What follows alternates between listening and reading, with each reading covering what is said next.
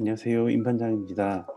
오늘은 온라인으로 모이는 8월 첫 번째 수요 기도입니다. 함께 기도하겠습니다. 하나님, 오늘도 새날을 허락하심을 인하여 감사드립니다. 이 시간을 통해서 하나님을 알아가고 우리가 믿는 대로 예배하며 또한 그렇게 살아갈 수 있는 그러한 귀한 시간 되게 하여 주시옵소서. 예수님 이름으로 기도합니다. 아멘.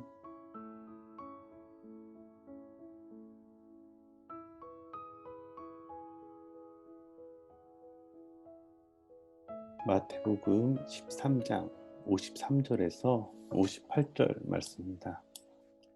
예수께서 이 모든 비유를 마치신 후에 그곳을 떠나서 고향으로 돌아가사 그들의 회당에서 가르치시니 그들이 놀라 이르되 이 사람의 이 지혜와 이런 능력이 어디서 나느냐?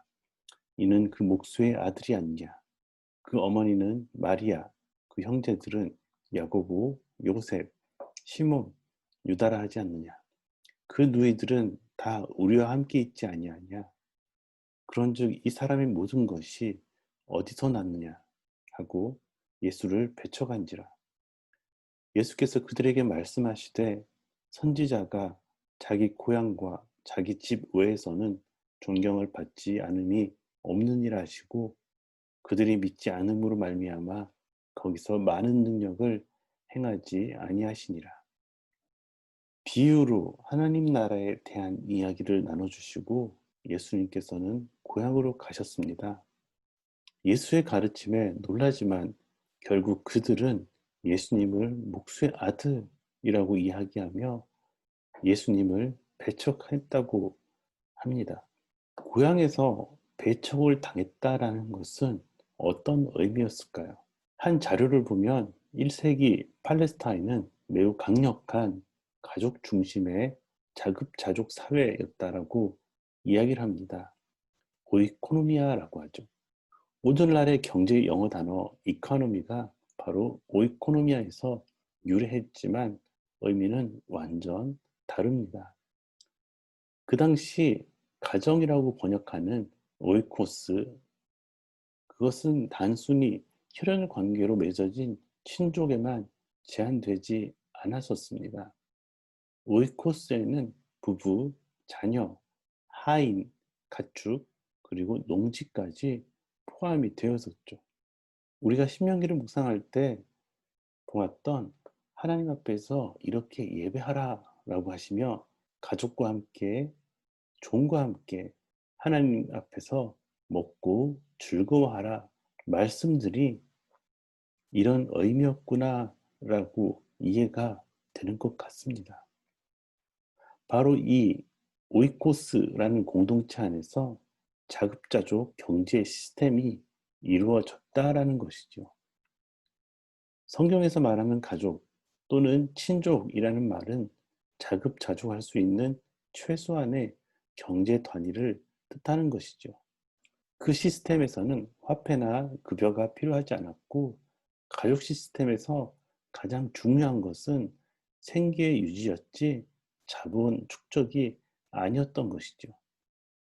가족들끼리 잘 먹고 잘 살면 그것으로 좋겠다라고 이야기를 합니다.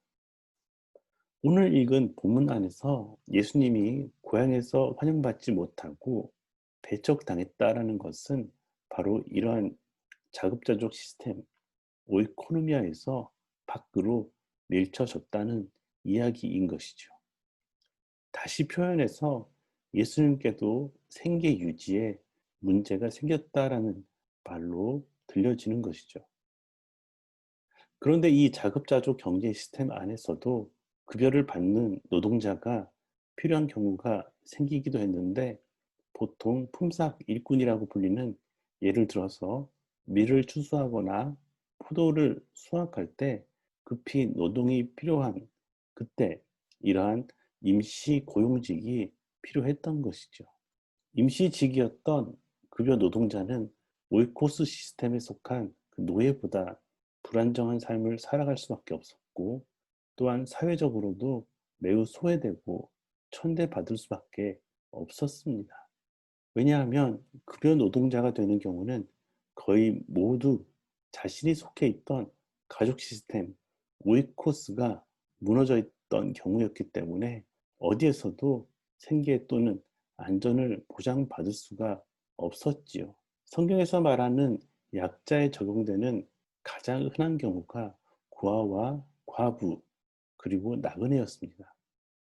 이들은 이미 구약 성경에서 볼 때도 약자로 분류되었지만 여기에 더해서 1세기 팔레스타인에서는 자기 소유의 토지 없이 지주의 토지를 부여받아서 농사 일을 하고 추수의 일정 비율로 갚아가며 살아가는 소작농 또한 여기에 속했던 것이죠.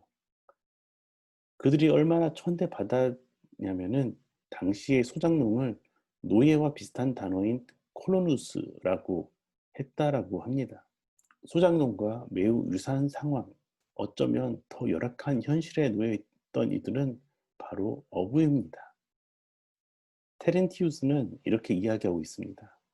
어부는 백정이나 사기꾼, 상인, 돌팔이 의사와 마찬가지로 가장 천대받던 직종이다. 그리고 슈테게만은 1세기 팔레스타인에서 어부는 상대적 빈곤층이 아니라 절대적 빈곤층에 속한다. 예수님이 어부를 제자로 부른 건 바로 이런 절대 빈곤층을 하나님 나라의 주인으로 부른 것으로 보아야 한다. 라고 이야기를 하고 있습니다. 그 당시 천대받던 그들에게 사람을 낳는 어부가 되게 하겠다. 하나님 나라의 주인으로 부르겠다라고 이야기하신 것은 완전 대박인 신분 상승이었던 것이죠. 처음에는 그것이 그들에게 복음으로 들렸을 것입니다. 성경에서 가난하다라는 말을 사회적으로 보면 바로 이런 의미이죠. 나그네, 고아, 과부와 같이 기댈 가족 공동체가 없거나 소작농처럼 기반이 약하거나 품삯 일구가 같은 급여 노동자이거나 어부나 목자 같은 절대 빈곤층을 뜻합니다. 예수님을 따라다니던 사람들, 비유에 등장하는 사람들이 예사롭지 않고 낭만적이지 않은 이유는 바로 이런 시대의 사회상 때문이죠. 그런데 오늘 읽은 본문을 통해서도 예수님 또한 가족이라고 불리는 오이코스 바깥으로 내쳐지게 된 것이죠. 사람의 몸으로 오셔서 한번 낮아지신 그분이 다시 한번 낮아지시는 기댈 곳이 없는 약자로 살아가게 되시는 모습을 볼 수 있게 됩니다.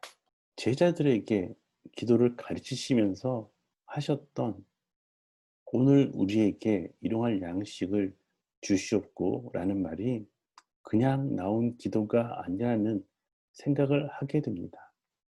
그 당시의 시대정화 그리고 약자들의 편에 서신 그분 또한 약자가 되셨기에 그들의 삶을 공감하시며 제자들을 향해 그렇게 기도하라고 그렇게 살아가라고 가르치신 듯합니다. 오늘 우리에게 일용할 양식을 주시옵고라는 기도가 오늘 우리에게 가족을 주시옵소서라는 기도로 들려집니다.